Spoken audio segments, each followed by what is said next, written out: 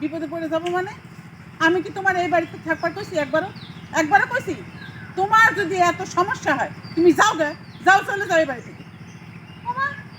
আপনার আচরণ কিন্তু আমার খুব খারাপ লাগলো। আমি সিদ্ধান্ত নিছি যে আজকে তালাকের কাগজে আমি সাইন করে চলে যাব, কিন্তু না, আপনার তো বিহেভিয়ার খুব খারাপ হয়ে গেছে।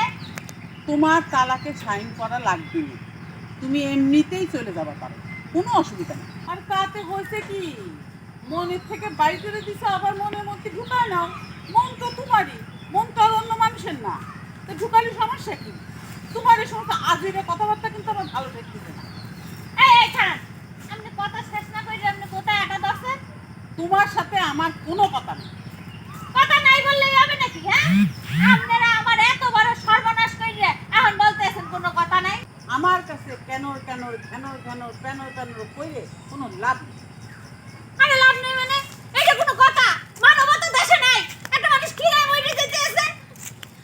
এটা কোনো কথা হলো?